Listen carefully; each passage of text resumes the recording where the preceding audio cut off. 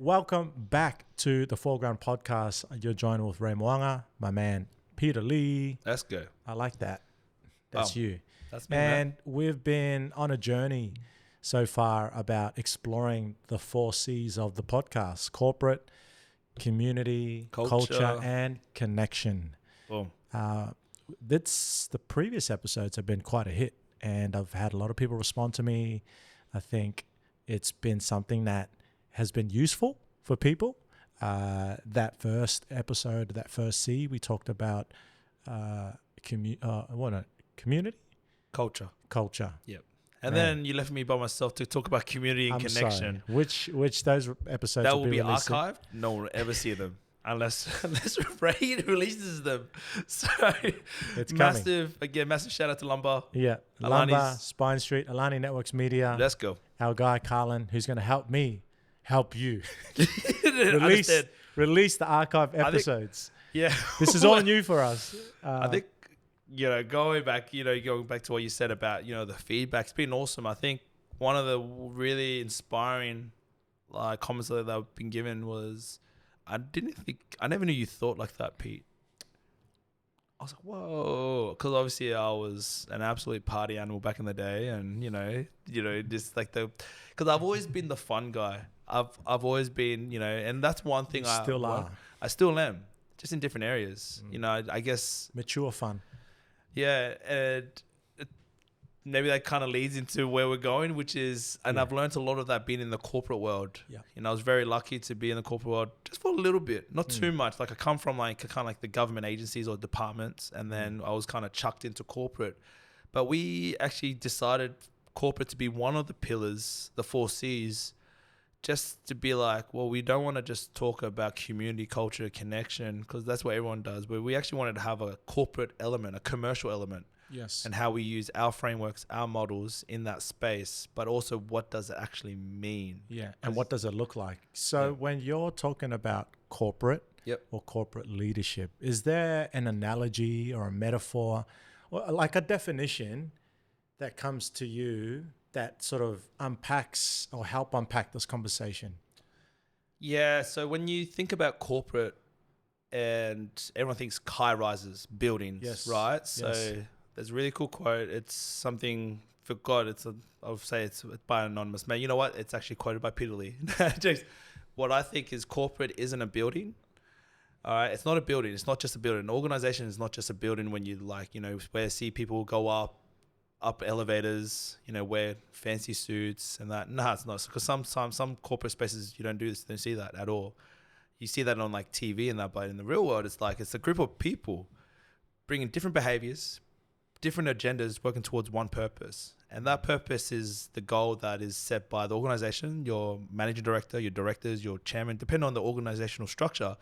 But I just want to make it clear, corporate in our sense isn't just a building. Yeah. It's an ecosystem. We spoke to Rusty earlier this week around that. It's not it's an ecosystem that people are invested in. They're bringing their behaviors, their agendas, what they've learned, different opinions, views on life for one purpose. And that's to win. It's usually strategy. So how do we actually, as Foreground Performance or you, Ray, Pete, how do we win, in this space? Yeah. It's about being unique, being authentic, having that servant leadership process, this, all these things about the professionalism coming out, very genuine though. Yeah. It takes the sting off. I don't even know if sting is the right word, but it takes that word of corporate and actually humanizes it. Yeah. Because you're transitioning from a building to people. Yeah. And why you and I have been successful and still are trying to be successful in the corporate space. Every day. It's because we know people and we work with people. We work with people in different environments, whether it be in youth justice, in churches, in sport, in community. Yeah. We've had to learn the art and the skill of understanding people and knowing how we communicate with those people. And in that communication process, like you're saying, if that corporate analogy is there, when you're working with people to be on a common mission or vision to achieve a singular outcome, I think the business of people is is something that I'm comfortable with. And I think you've helped me understand that a bit, because you've invited me into spaces. For example, this week, we went to a conference. The MCCG, the Major Contractors Forum. For CSQ. Yeah, we're very lucky to be part of. 100%. And I was telling my wife and my friends, and they were just blown away. They're like, this is massive. And I was thinking, oh, yeah, it's cool. But the more I got closer to the date and talking to CSQ, but then also yourself, and then even RTOs who knew about this conference or forum, and it's an invite only. Yeah. I started to get a bit nervous and afraid, going, oh, no. I literally imagined what you described. I literally imagined business suits, well-dressed people. For whatever reason, I'm unfamiliar. This is foreign territory for me to be in this corporate space. So I guess the reason why I'm painting this picture, this is how the perspective I had of corporate. And then I walked into the meeting and I was like, oh, these people are very diverse in gender, male, female. They have different sort of background. They represent different companies, and there was diversity in the room. And so immediately I was at ease, because the first person that came and approached me was a gentleman that I work in Defense Force. He's like, crazy, Padre. I'm like, are you kidding me? He works for John Holland, and he's like, we need a chat. And that's crazy. That's powerful. Powerful. So before we even stood up and presented what we needed to present, I felt so at ease, going, oh man, why? Because I know him as a person, and he knows me as a person and what I do and the value that I add, long before I even got to stand up, which we eventually did, and did our presentation. If you're not watching, like, you might have, the camera might be on Ray, but I'm just like here smiling. He's like a proud dad. Oh yeah, I was. But again, like in that presentation, maybe I know you probably got a segue question, but as I was presenting, I get nervous because it's the weight of talking to corporates. It's the responsibility piece. It's the, hey, this is a big deal. But for me, the more I saw them as people, and went, hey, they're just like me. They have the same needs. Yes, they represent people, but everyone is wanting to feel heard, to feel valued, to feel like they belong, and they want to contribute to something bigger than themselves. So that I've been comfortable with, because in a sense, when I think like that saying of corporate isn't a building, it's people, it's the same when I talk about church. Like, I've been in the church world for the last 15 years, and we often talk about this. Church isn't a building that you attend on a weekly basis. It's actually about people who attend. So for me, I put that in that framework, and hence why I was speaking and I was engaging with people, looking them in the eye, making them smile, making them laugh, and then looking over to you and going, I'm going to throw some short balls to Peter. Can you answer this, please? But for me, that whole experience this past week has added more confidence to me, going, okay, I am confident in this corporate space, or learning to be more confident. Yeah. And knowing that when I step into these, or get opportunities to step into these spaces and speak or sit at the table, as we metaphorically say, I'm actually confident. I'm good because I know people.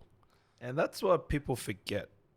We're going to be talking about people, because I guess the whole sense of the corporate world is like, you just say corporate, but really, if you just say, oh, I'm just going to go talk to this like industry, we're going to talk to these industry leaders, you know, but in the corporate space, you know, we're not, you know, we're kind of in the high management, not like, it's kind of like, you know, really talking about the high level of communication. There's going to be things that you're going to learn, and like even analogies or terminologies or language that I learned along the way around what is actually low level task and what's high level task. So like when we're going for proposals, or when we're going for, and I was just talking to Javery about it, like just a couple of days ago, I think yesterday actually, around, take me back 10 years ago, but my procurement, my proposals are so much more different now than when I was, you know, just starting out, because I've actually taken the time, and it's not so much about that you want to hide the high level detail stuff. Like a lot of businesses do that. And if you're listening, like, this is something that I've learned, is that they don't want to know the full detail, the low detail. They just want to know the real big KPIs that you're going to be bringing, what's different about you. Yeah. Like there's a strategy that I just did a massive strategy analysis on Foreground, and also on, like, you know, some of the organizations around how we stand and what type of like strategies we can use. So one of them was broad differentiation. And like the best thing about my masters at the moment is that I'm doing everything all based on Foreground, how we can actually strategize to put ourselves in the best position to win. Yeah. But not just win for us and like, you know, for me, but win for the organization. Everyone's like, oh, that sounds so cliche. It isn't cliche. We're very unique. And my strategy, like my strategic report actually states that. Yeah. It actually says, now I was like, I've done kind of like a bit of an overview. I'm like, man, we are actually so unique because of all the different areas that we hit. Yeah. And also because you do see people do consultancy around like things and they do it separately, individually, where we do it as a collaboration within internally. Got you. I've got you on board. Yeah. You know, I've you know, you actually mentioned at the forum, like, hey, I'm coming up. You know, Pete actually got me. Yeah. That's my boss. And I'm like, oh, yeah. I was like, I'm not the boss. Yeah. Everyone's like, why is he not speaking? No, and like, you know, I can kind of jump in and help. Yeah. And it's easier. It's something that Rusty spoke about. It's easier to work as a team coaching, right? Work in twos. Collaboration. That's why you kind of have that. But it's good to like, and I didn't want to come up and stay. Everyone's like, why didn't you go up? I was like, that was strategic from me. I was like, I'm trying to find the most center part of the room so I can see everyone. Yeah. So the way I positioned myself in that room, again, had some really great mentors, how to position yourself. If you're not presenting, but you know you're going to be spoken to, and I knew you're going to mention me. Yeah. That was just me making an assumption. I knew it was going to happen. Yeah. You said, oh, there's Pete. I know I would get an acknowledgement from you. But where I was situated, again, that's corporate strategy, corporate situation, like making sure that I'm in the area where everyone can see me. That is crazy. I did not think about that whatsoever. I think for me, what I resonate with that in the lens of what we're talking about corporate, I have never been in an industry where I've had to pitch myself. Yeah, I remember you telling me that. Because that was a big revelation for me. Like I said, I've never been able to, it's never been my derogative or a thing where I have to get a sales pitch across. Like I've only just I've always been invited into organizations, communities, because they already know what I've done. And I'm just there to do one thing: inspire, encourage, empower, all those positive keywords. So I've never had to impress you because you've seen me over time. So 15 years I've been speaking to church communities and faith communities and even, you know, just general community groups, men's groups. So I've never had to like convince or twist your arm. So for me, the learning is, how do I now understand that, but then also change my strategy or change the way I present? Yeah. Because if someone wants to ask me, Ray, what do you do? It's like, I just need you to watch what I do, and someone will find words. And that's what I love about you. Like you put words, and even CSQ, like you're able to take what I do. Like I said, just watch what Ray does, and it's called this, or this is how we package it. So it says, this is the value we add. So, cause I stumble over that. I stumble over, okay, so what is it you're trying to do? Is like, just watch me. Cause I know I'm more the heart piece, but the head piece of like corporate language. And this is the thing. I think people can often be intimidated by the corporate language. It becomes a rhetoric. It becomes a cut and paste, copy and paste. Yeah. But then you forget the human side. For me, it's always about the human side, the emotional, the heart piece, to then get to that. So it's like, it's going to be a constant tension for me, but learning opportunity as well. What are your thoughts on how do you go about navigating between like the language of, hey, I want to connect with you, but at the same time, I'm trying to convince you. It's it's a skill that we just practice. It's funny, as you know, when we were like, we take a supple, say, you going, my man, what's up? Where are you going?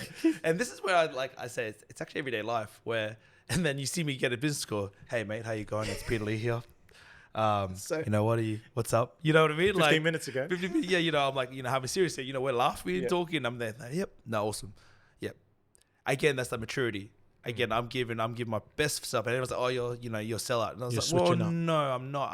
I have respect for the person that I'm talking to. Not saying that they're not my friend or they're their client or customer or whatever. It's just that I've got to put I'm putting my professional hat on in this corporate world. Yeah, I love what you said, and I don't want to take away from what your flow is, but not only do you have respect for the person, but you have respect for the industry and the standards that have gone before, and that the culture of that corporate space.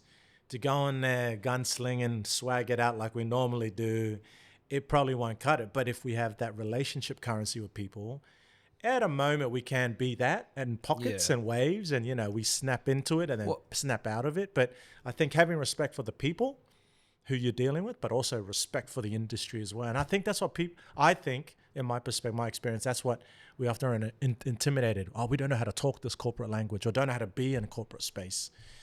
Just keep it real simple. Like, the more simple and more that you make it, as long as you understand it, people understand it. The worst thing that I've noticed is that you go in, you got to obviously do your homework. There's things that you need to talk and you got to do your research. But I find that people try to complex with like real big words. And I use I don't know if you realize, I use very, very basic language when I'm talking, because I know I'm not going to stutter. I'm not going to, I've learned that, where sometimes I'm like, it was actually, I had to practice saying strategy, yeah, and even like tragedy, so I had to like learn how to say tragedy. So I used to struggle with that. Wow. So when you actually slow down, actually have respect for work as communicators, you need practice on that, and that's massive in corporate world.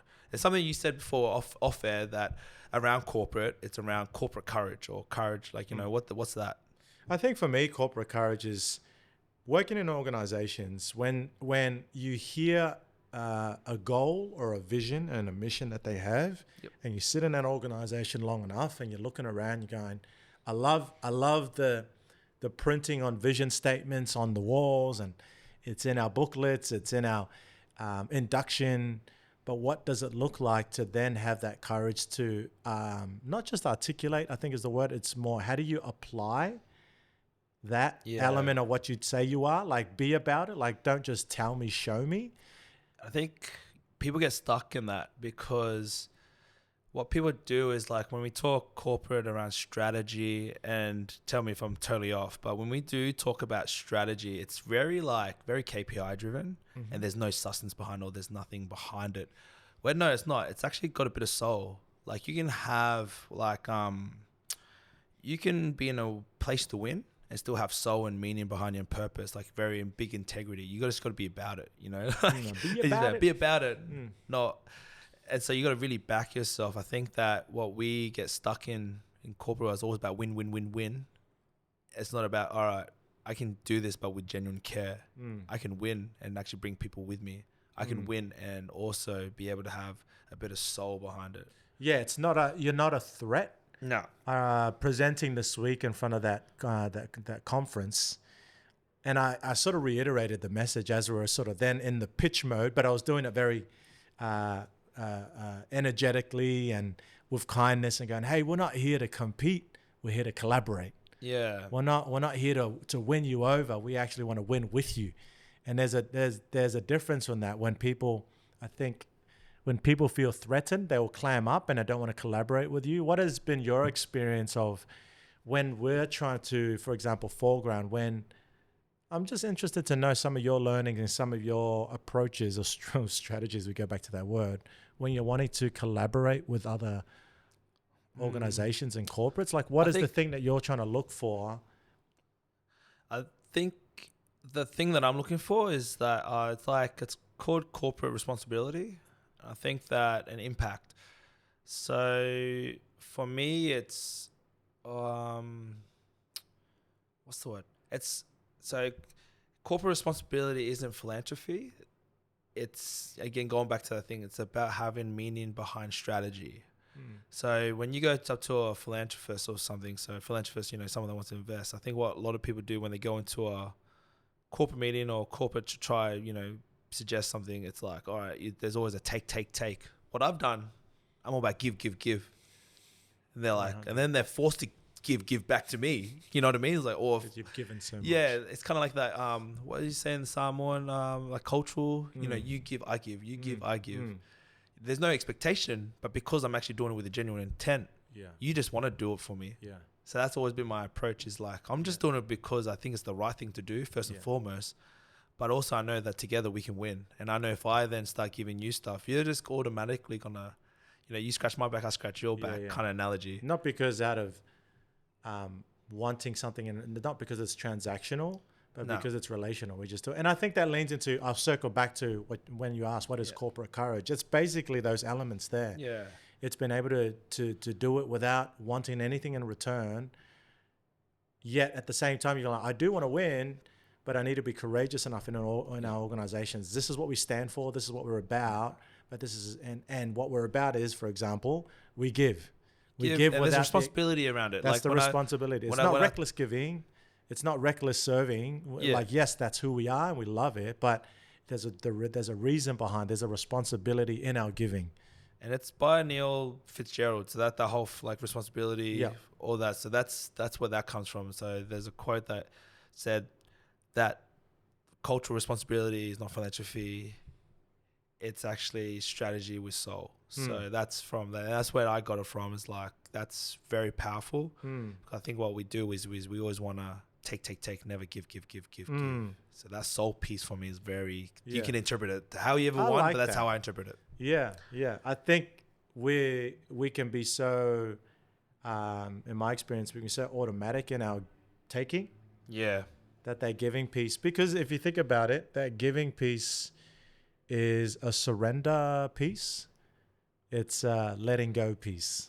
Yeah, I like that. Because giving means, I have to let go of this. I have to surrender this. It's out of my control now. I'm giving the power into your hands to make a decision whether we collaborate or not, whether we enact a strategy or not, whether you decide on our bottom dollar, our bottom line, our profit margins. And I think that's important to recognize, because a lot of the time you've been in meetings in corporate spaces where people, you can tell immediately that they're guarded. Yeah. They don't want to tell you too much. I'm gonna leave you with a dime, a bar. Go on. I'm ready. So before dollars and cents, let's talk context. Yeah. I wish I could drop this glass. So before dollars and cents, let's talk context. Context matters. Why? Oh, it's relational. It becomes more relational than thinking, like finding common ground. And sometimes it's hard. And you know, we'll talk to Rusty or Jay or even Lauren and, you know, even Steph or some of the guests that we've had in the past, even Hens, you know, around. It's a slow burn sometimes, but it's worth it. You might not get it on the first. So before we, you know, one of my things is like, before we sit down at like a table like this, right, and we have like, you know, we actually start breaking, you know, deals. Let's break bread. Let's break bread first before we break deals. All right. I don't know. That's a bar as well. This guy's just creating his own content now. Go on. Yeah. So let's break, before we break deals, let's go break bread, eh? Because I think that we are also like, again, so, you know, what's the solution? There's so much, like, you know, I really love what Ross said around the whole logical side of things. Us as males, we are like that, but you got to take it back. Let's make it relational. Let's get to know each other. I want to make sure that before I break a deal with you, I want to make sure I want to work with you. I don't think we create those spaces well. It's always about, you know, proposals and nothing about being biased. I think there's a space where you can do that just to understand there's common ground around, hey, and I'm not saying like, hey, let's go get coffee and be, you know, laughing at that. It's like, let's have coffee. Why? What have you heard about Foreground? And why have you been referred? Now those are the conversations I'm having. You know what I mean? Like, say, oh, why Foreground Performance? Or why not these guys? Because I'm like, oh, you know, we do similar work. We like your vibe. We like your team. Vibes. We like what you guys do. Again, before we talk dollars and cents, let's talk context. Yeah. A mentor of ours, who shall remain nameless, when it came to the presentation we did, he said, less slides, more vibes. Boom. This is his advice in a corporate thing. Like, I'm sweating here. I'm like, oh, we need to make sure that we, you know, my PowerPoints are on point. Like, it's got all the data and like all like loaded with content. But then he said, no, less slides, more vibes. And for me, like, we had about 15 slides, which is still a lot, but they were pictures.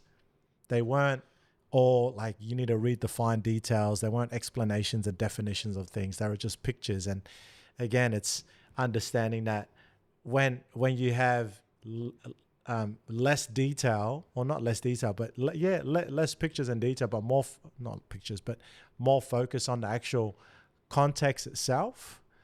It'll help people build that trust with you quicker, and it's, I feel like it's more sustainable when you're able to make that adjustment of going, okay, less is more in this sense. It's It is. And, before anything, like before I even entered this kind of corporate space, or we wanted to actually dive in, we actually just make sure that I think the thing you got to understand is you got to understand your core business and what you bring different and that's unique, but also making sure you hit like your clients' KPIs. Because the last thing you want to do is come into the corporate world with no kind of say, you got to do your time. And I think that's one thing. I'm still doing my time, but having fun with it. Because it's like, it isn't our core business. Like, let's be honest, like the corporate world isn't. High performance is, and there's some really great things that we're doing in the high performance space, and some really exciting news to be released very soon for Foreground Performance. Yeah. Very excited. Is that, like it's not like corporate's just a bonus. It's just a privilege to be there. Yeah. And I think that's one thing that you mentioned was like, it's a privilege to be in front of people in the corporate world. Because, people think they're just humans. Yeah. Like at the end of the day, I was like, I could be happy. Everyone's like, I could be happy not talking to them. But I want to talk to them because I know there's opportunity there. Because I know that what we're doing on a small scale can be actually scaled into, into those big tier 1s, tier 2s across industries.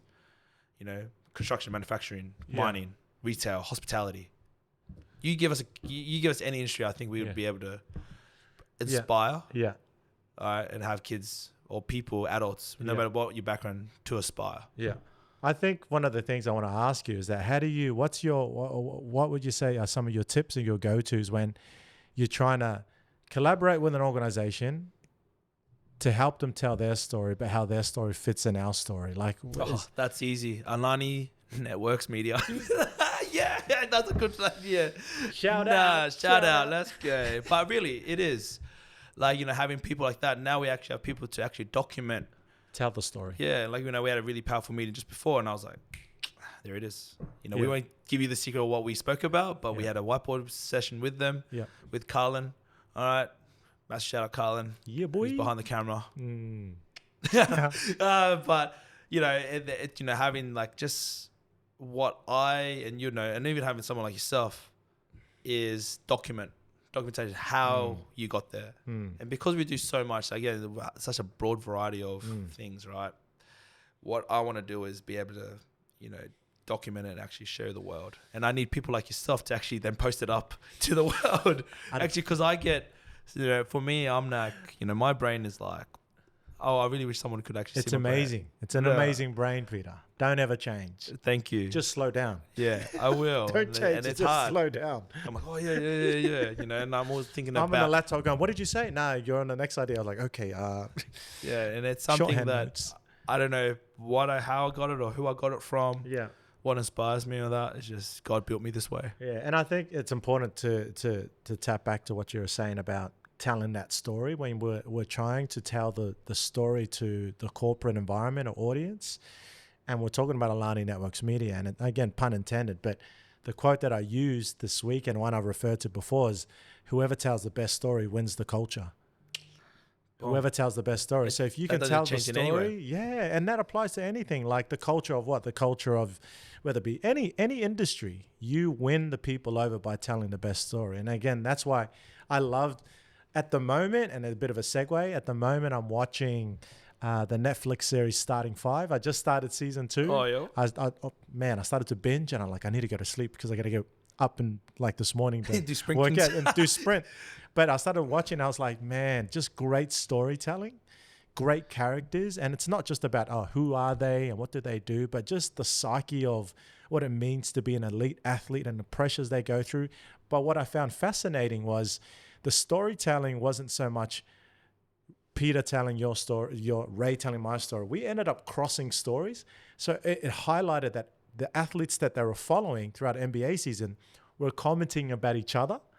And that was cool because there's this cross-pollination of stories. So it's no longer your story alone, my story alone. I say, hey, this is how Peter's stories impacted me. So for example, one of the players, this is how that player is amazing. And I can't believe, man, no one knows how to stop that player. And vice versa. Peter will say, man, that player's been in the game for decades long. And all of a sudden there's this cross-pollination of stories, which happens organically. And then I get more excited. I can't wait to watch the next episode to see what Kevin Durant, says about what's his name? Who else? Who did I watch last night? Kevin Durant says about SGA of OKC. They're literally commenting about each, and that's been cool. And I think in the corporate space, it's important to be able to tell your story with clarity and confidence. But then I think the power is how do we cross-pollinate our stories? Then we all win, right? Because in the corporate world, it's about he who wins the most is the winner, obviously. But I think, it depends on what type of leader you have. I think Howard Schultz puts it really nice. It's, corporate leadership isn't about building businesses. It's about building belief. And I think that's one thing you need to do when you have that cross-pollination of positivity. It's about building belief within each other and yourself. And that just that organic positivity already happens. And I think there's a lot of good things that you can have if you build belief. Rusty spoke about if I could, if he had, you asked that question. Final words, it would be that is believe in yourself. And as much as just believe. I'm confident, but you got to work on yourself. That you can believe, but you got to work on yourself and that. So that's my quote to finish off with. That's corporate for me. Definition of corporate, the responsibility of corporate, your corporate courage. You're asking some great things, but I guess guys gonna have to wait till next time to hear more, eh? So yeah. Peace out. Peace out.